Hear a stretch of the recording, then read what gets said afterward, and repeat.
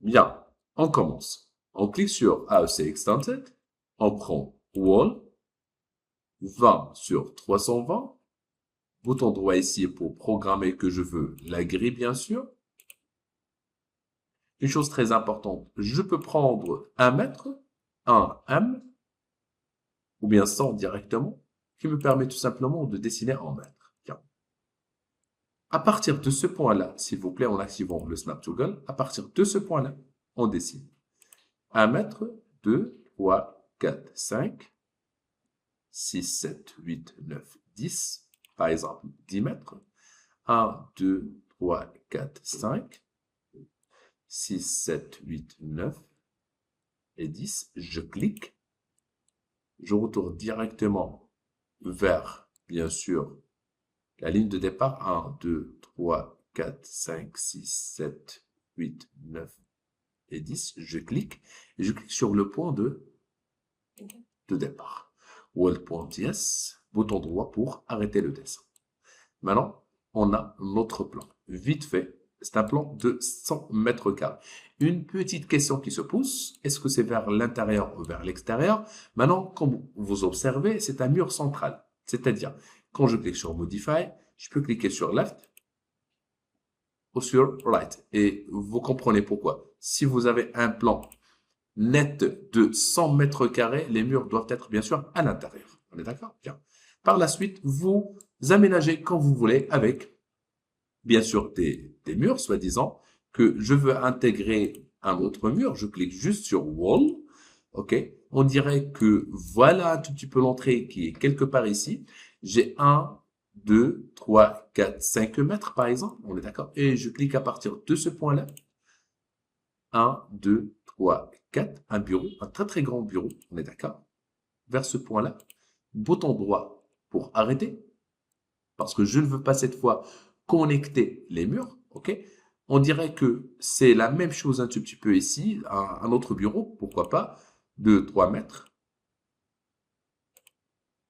bouton droit, ok? Et j'arrête. Et si je veux par exemple intégrer un bureau d'accueil, par exemple, et autre chose ici à dessiner. Et si on a des murs, comme vous voyez, si on observe très très bien, mais et si je veux vraiment intégrer autre chose. Pour cette raison, je clique sur Snap Toggle désactivé, Line, pardon, je clique sur les lignes, je prends la ligne.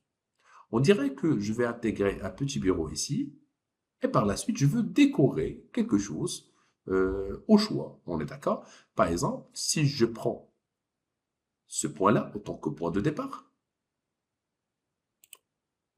un autre point, je peux cliquer et glisser, je peux cliquer et glisser, je peux cliquer et glisser. Bien. Supprimer, supprimer, supprimer. Échappe pour annuler. Je refais. Par contre, je peux en même temps intégrer des points à l'aide de la grille des points. C'est juste des points. Okay? Et je peux, par exemple, estimer autre chose ici. Bouton de Modify. Je clique sur Modify, bien sûr, la sélection. Au niveau de points, je peux sélectionner, je désactive s'il vous plaît Snap Toggle, je peux sélectionner les 2 points qui se trouvent ici, ou les 3 points, comme je veux. La question est un peu créative, donc je clique sur le bouton droit, Smooth, ce qui crée des smooths. Bien, c'est tout.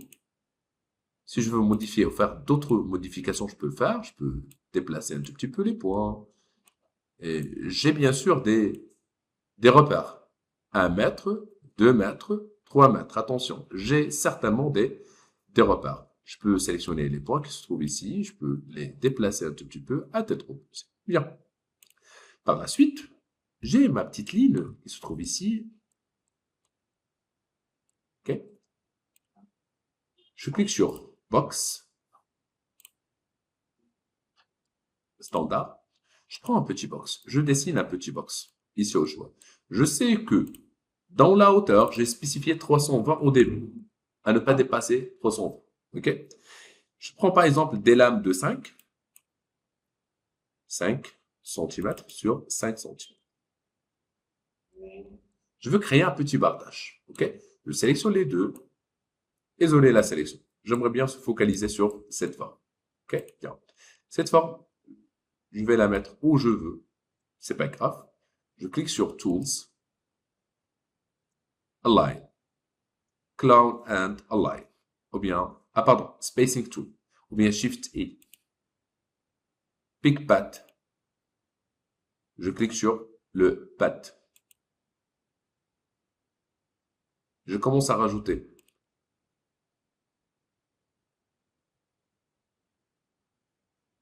Je peux estimer environ 100 provisoire.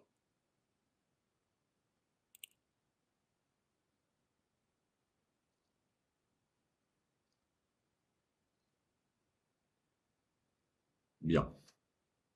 Apply. Close. Bien. Jusqu'à maintenant, on vient juste de faire la première étape. Voilà, un bardage sur mesure. On est d'accord? Ou avec un style qui est un tout petit peu le vôtre. Bien. Une fois que vous terminez cette opération, comme vous voyez, je change un tout petit peu la vue parce que je compte vraiment sélectionner cette partie-là. Je clique sur groupe, groupe, groupe numéro 1, ou bien bardage.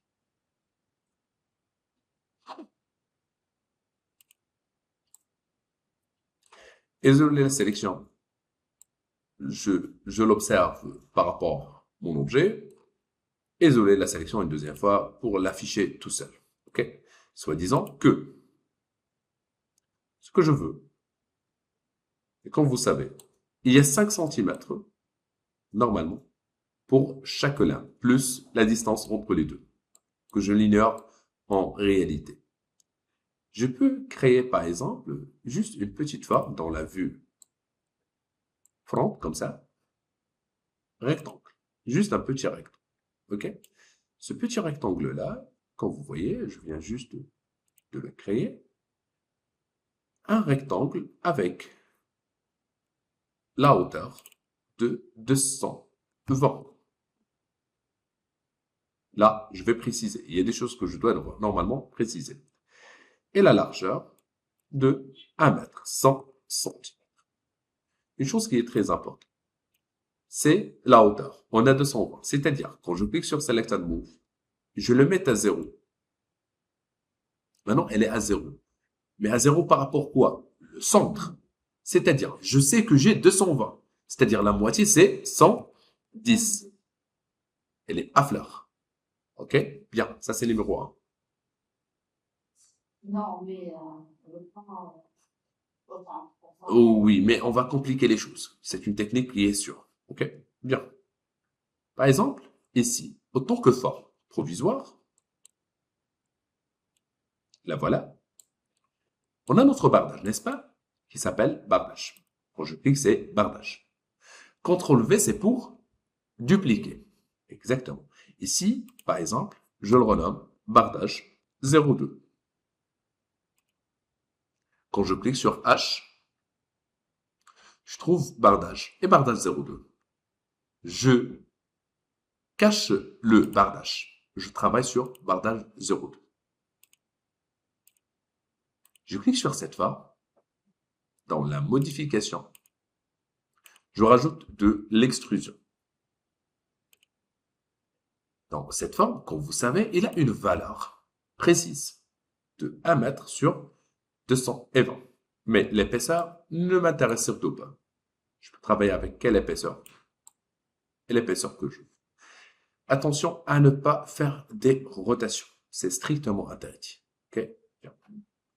On dirait que on veut vraiment intégrer une porte qui est un peu inclinée dans le même sens.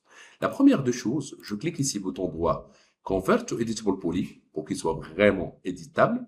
Et en même temps, je peux la dupliquer pour que je garde une duplication. Bouton droit, Convert to Editable Poly. Maintenant, elle va devenir, bien sûr, un éditable poly. On va voir qu'on a un sérieux problème dans ce petit groupe, qui est groupe. Je clique sur N groupe, c'est-à-dire dissocier, définitivement. OK. Bien.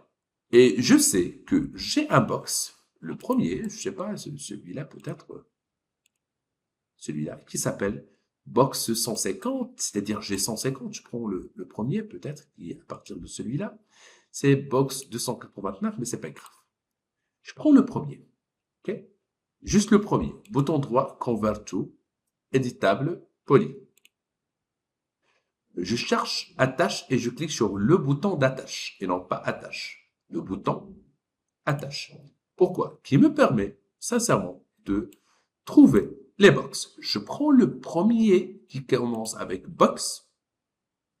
Je descends vite fait, attention, vers le dernier box. Je clique sur attache. La première remarque que j'ai actuellement, que je n'ai plus de groupe. Juste pour info, les deux. Désolé la sélection. J'ai plus un groupe, mais j'ai des formes qui sont attachées. Quand je déplace le tout. Attention. Mais si je veux sélectionner un seul box, cette fois, c'est pas la peine d'aller vers groupe parce que c'est pas possible. On a déjà dégroupé. Je clique sur Element et je peux sélectionner l'élément que je veux. Bien, bien. Pourquoi toute cette opération? Le Probolien en général n'accepte pas le fait de faire des soustractions avec plusieurs éléments. Je clique sur l'objet, pardon, et je clique ici, Compound Object, Probolien, Start Picking, hop, l'ouverture avec l'objet. Bien, comme vous voyez, on a actuellement une ouverture. Mais si on veut vraiment fermer, c'est là où il y a la question. Et si on veut vraiment fermer, bah c'est simple, écoute. Puisque je peux sélectionner l'objet et je peux le dupliquer une deuxième fois, pourquoi pas, CTRL V. Par exemple, il s'appelle box, je le renomme porte. C'est la duplication là où je travaille, ok? Bien. Porte, copy, mesh instance. G2, bien sûr. Attention. Je clique sur isoler la sélection. Isoler la sélection. Je travaille actuellement sur la duplication, la porte. Je clique sur bouton droit Convert to Editable Poly. Je sélectionne les éléments. Je change un peu la vue. Attention, tout doucement. Et dans cette vue, je peux faire un rectangle de sélection qui sélectionne tous les éléments à part les éléments de la porte. Je supprime. Bien, bien. Maintenant, on a des éléments dupliqués. Okay, mais se trouve un tout petit peu en haut. Et on ne déplace pas manuellement. C'est strictement déconseillé. On est d'accord? Bien. Quand je clique sur isoler la sélection, je trouve les éléments suivants. La première deux choses. Cette fois qui contient de l'extrusion. Je supprime l'extrusion et je garde le carré, ou le rectangle, pardon. La duplication que j'ai déjà dupliquée, quand je clique sur H, je trouve bien sûr des éléments comme des groupes, comme ce premier groupe-là, okay, qui s'appelle le box, c'est celui qui contient bien sûr l'ouverture, comme vous voyez. Il s'appelle box 280, 200, je sais pas, 99. Je le renomme par exemple bardage. Et quand je clique sur H, je cherche bardage et je le cache provisoire. J'ai cette duplication que je compte vraiment le fait de la déplacer. Pardon. Ah ben voilà, c'est un groupe.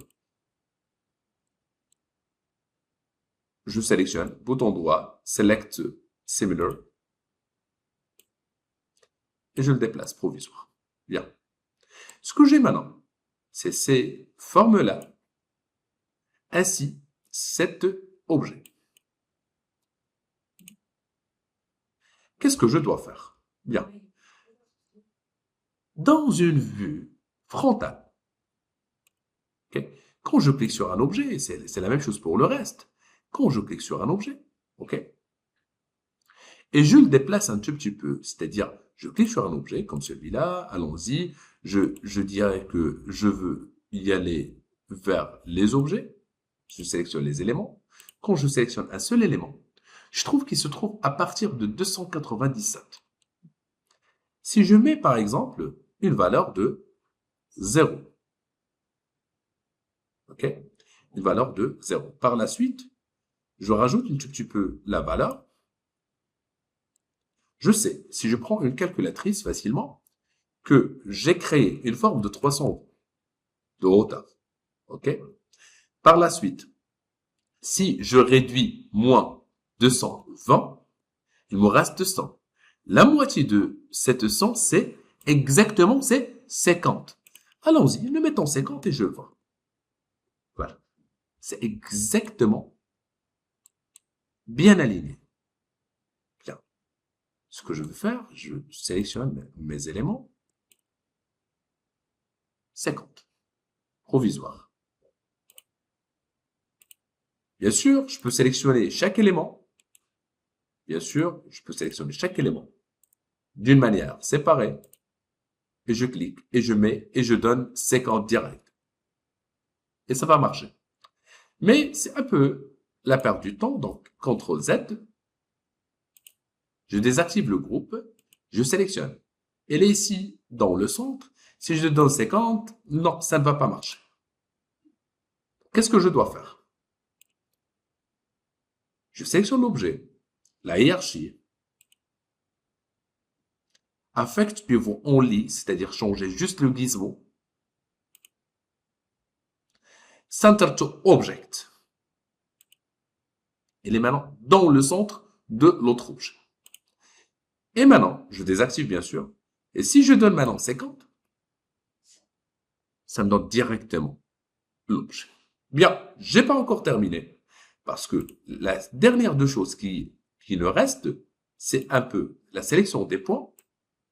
Je sélectionne les points. Je déplace un tout petit peu les points. OK? Ce n'est plus un box. Fais attention. On est d'accord?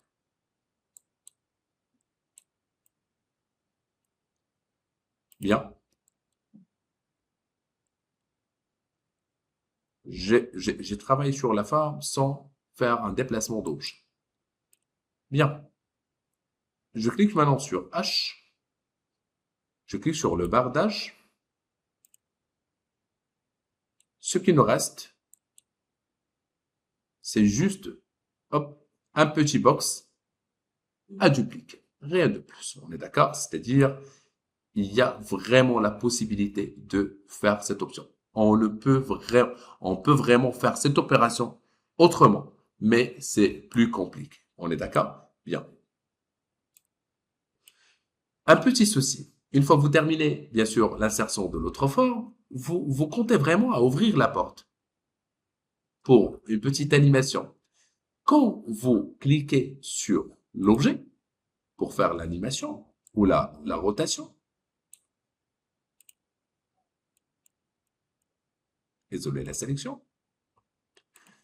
Attends, isoler la sélection. Bien.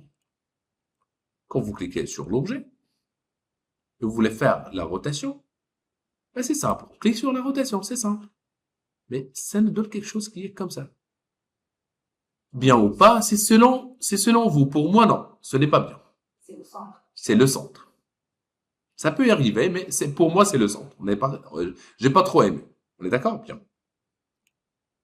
Qu'est-ce qu'on doit faire? La première des choses, quand je clique sur l'objet, je clique sur hiérarchie une deuxième fois, affect pivot only une deuxième fois, non pas center to object. Cette fois, j'active l'accrochage par rapport les points. Je prends le gizmo. Je zoome très très bien sur ce point-là. L'axe, il y a de l'accrochage. Pour qu'on soit clair. Le voilà. Il y a vraiment de l'accrochage. Elle est maintenant bien accrochée. Accrochée ici. Bien. C'est bien. C'est-à-dire, maintenant, si on veut faire la rotation, est-ce que ça va donner? On a un axe qui est un peu différent. Je vais voir. Eh ben voilà, ça donne. OK? C'est-à-dire que c'est faisable. Si on trouve vraiment chez Harifi qui est bien, c'est faisable. Mais c'est un peu difficile. OK? Normalement, pour un client simple, c'est droit. OK? Vous insérez juste des bardages à caler au droit. D'accord? Alors, j'ai proposé cette technique qui est un peu compliquée, mais si vous, je sais pas, vous rencontrez un client qui est un peu existant, vous pouvez le faire. Bien. Si vous rencontrez, s'il vous plaît, un problème avec la rotation, c'est juste exceptionnel. Donc, vous maintenez le bouton de Use Pivot Point Center, ok, et vous basculez entre les trois modes, soit dans ce mode, ok, soit dans le deuxième mode, c'est dans le centre, soit par rapport l'axe de pivot, comme on vient de faire maintenant. D'accord? Si vous rencontrez des soucis quelque part. Ben, c'est bon pour aujourd'hui. La séance prochaine, nous verrons qu'est-ce qu'on peut faire.